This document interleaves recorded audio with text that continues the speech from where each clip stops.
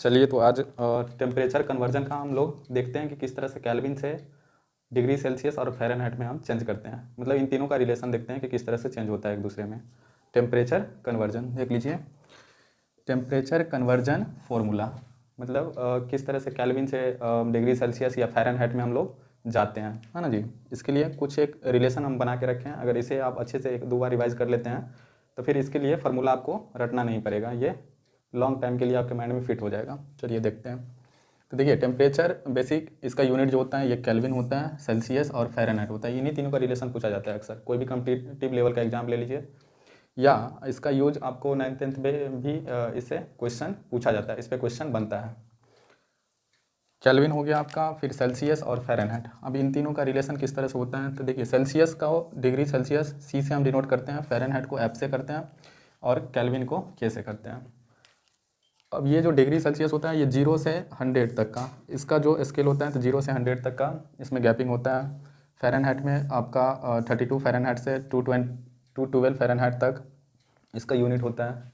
ये स्केल में ये इंडिकेट रहता है। और फिर केल्विन का जो होता है 273 से 373, मतलब ये जो 0 डिग्री से फ्रीजिंग पॉइंट आपका इसमें 0 पे होता है, सेल्सियस में रखिएगा तो फ़ारेनहाइट में 32 पे और केल्विन में रखिएगा तो 273 पे ये फ्रीजिंग पॉइंट होता है। अब इसका 100 पे समझते ही है, वाटर का बॉइलिंग पॉइंट 100 डिग्री सेल्सियस में 100 पे हो जाएगा, फ़ारेनहाइट में 212 पे हो जाएगा बॉइलिंग पॉइंट और केल्विन में 373 पे इसका बॉइलिंग पॉइंट होता है। देख लीजिए इस पे जो इसके जो यूनिट में गैपिंग है ये 0 से 100 में ये 100 का गैप है, इसका ये हम स्केल लिए हुए हैं। 100 का गैप है, 32 फ़ारेनहाइट टू 212 फ़ारेनहाइट में इसमें 180 का गैप, इसमें से इसको माइनस करिएगा तो 180 देगा। यहाँ पे 100 माइनस 0 मीन्स 100 का गैप। और फिर केल्विन में करिएगा तो 273 से इसमें स्टार्टिंग होता है, मतलब ये फ्रीजिंग पॉइंट हो गया, ये इसका फ्रीजिंग पॉइंट होता है। फ्रीजिंग पॉइंट, इसका फ्रीजिंग पॉइंट ये हो जाएगा, फ्रीजिंग पॉइंट हो गया ये आपका। और फिर ये डिग्री सेल्सियस में ये फ्रीजिंग पॉइंट होता है। फ्रीजिंग पॉइंट समझते ही होंगे जिस पे आइस क्या होता है, बर्फ़ बनना स्टार्ट हो जाता है, उसी को हम लोग फ्रीजिंग पॉइंट बोलते हैं। अब इसमें 273 और 373 का गैपिंग, इसको माइनस करिएगा इसके स्टार्टिंग और ये एंडिंग से तो ये 100 का गैप देगा। इसके लिए एक रिलेशन बनता है, बहुत ये अच्छा सा रिलेशन बनता है। इसको आप अगर फिट कर लेते तो फिर इससे रिलेटेड आपको प्रॉब्लम नहीं होगा। देखिए ये डिग्री सेल्सियस ले रहे हैं, इसमें स्टार्टिंग पॉइंट है 0, गैप है जितना उससे हम इसको डिवाइड कर देंगे, मतलब डिनोमिनेटर में उतना रखेंगे, इतना गैप है इक्वल्स टू, ये जो होता है इक्वल होता है फ़ारेनहाइट से स्टार्ट करेंगे और इसका स्टार्टिंग पॉइंट जितना है 32 तो उतना माइनस करेंगे, गैपिंग जितना है 180 का गैप है तो 180 का गैप करेंगे। और केल्विन में आपका के से और 273 इसका स्टार्टिंग मतलब फ्रीजिंग पॉइंट है, गैपिंग 100 का है 100 से, यही इसका रिलेशन बनता है। अब इसको शॉर्ट कर लीजिए आप, डिनोमिनेटर देखिए, डिनोमिनेटर में कैंसिल होने वाला, ये 0 से ये 0 को कैंसिल कर लीजिए, फिर ये 0, सभी में 0 0 है, मतलब 10 से हम सबको डिवाइड कर दिए। इधर 10 बचा, इधर 18 बचा, इधर 10, अभी भी ये 2 से डिवाइड होता है, 2 से करिएगा तो 5 देगा, इधर 2 से 9 2 जा 18, 5 2 जा। अब यहाँ पे रिलेशन बना आपका C माइनस 0, C माइनस 0, 0 आप लिख भी सकते हैं, नहीं भी लिख सकते हैं, क्योंकि आपको पता है 0 को किसी नंबर में ऐड करते हैं या सब्सट्रैक्ट करते हैं उसका वैल्यू वही देता है बाई।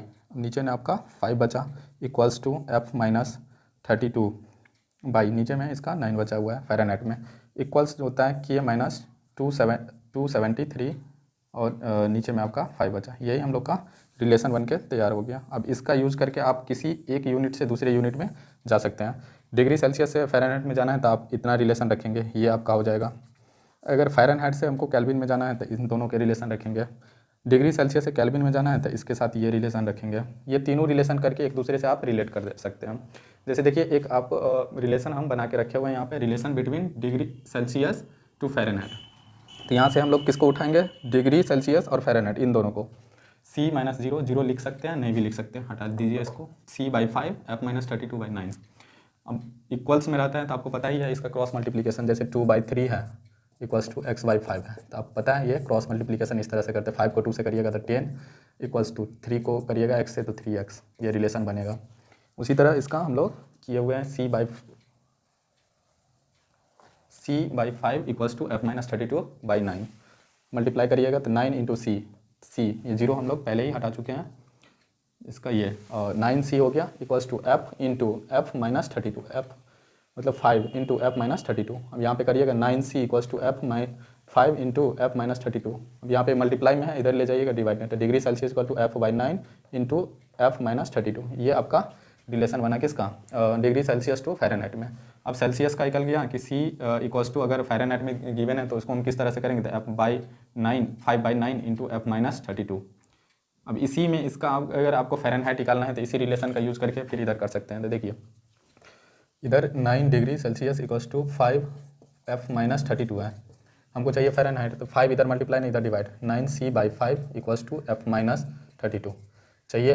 F इक्वल्स टू कर लीजिए 9C/5, ये इधर है निगेटिव माइनस में है तो लेफ्ट हैंड साइड जाएगा तो ये प्लस में 32। तो इसका फ़ारेनहाइट से डिग्री सेल्सियस के लिए रिलेशन आपका ये बन गया। उसी तरह आप कर सकते हैं relation between Kelvin degree Celsius और कैल्विन। तो आप डिग्री सेल्सियस कैल्विन के साथ ले लीजिए, डिग्री सेल्सियस और कैल्विन ये दोनों रिलेशन बनेगा। तो C-0/5 इक्वल्स टू K-273/5। अब इनका करिएगा तब यहाँ पे C इक्वल्स टू K-273 आएगा, अगर K निकालना है तो C+273 आएगा।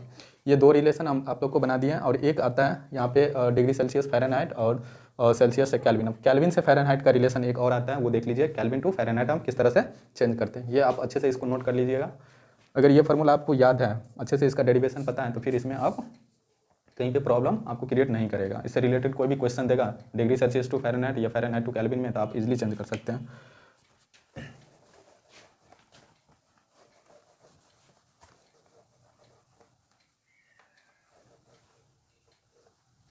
चलिए अब लास्ट रह गया relation between Kelvin degree Celsius Fahrenheit हो गया, और इधर सेल्सियस टू कैल्विन हो गया। कैल्विन टू फ़ारेनहाइट देखते हैं, K-F।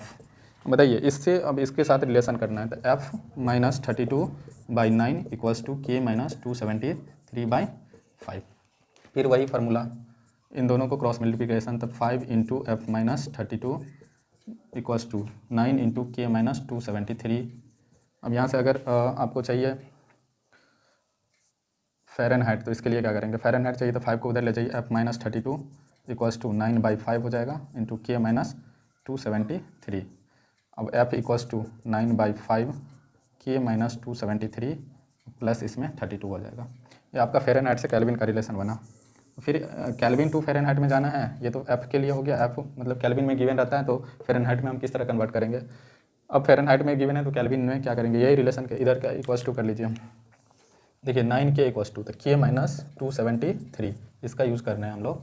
K-270 इक्वल्स टू ये 5/9 इधर डिवाइड में हो जाएगा, F-32 है। अब K इक्वल्स टू करिएगा तो 5/9 F-32 अब प्लस हो जाएगा, इधर माइनस में तो इधर जाएगा तो 273। ये आपका टेम्परेचर से रिलेटेड सारा इसमें आपका थ्योरी मिल गया है। अब इन्हीं सारा फार्मूले के यूज़ करके, इन कंसेप्ट का यूज़ करके आप Kelvin to Fahrenheit, Fahrenheit to degree Celsius या डिग्री सेल्सियस टू कैल्विन में आप इजीली चेंज कर सकते हैं। उम्मीद करते हैं आप लोग को ये अच्छे से समझ में आया होगा। ठीक है, चलते हैं हम लोग अब नेक्स्ट टॉपिक कोई नेक्स्ट वीडियो में।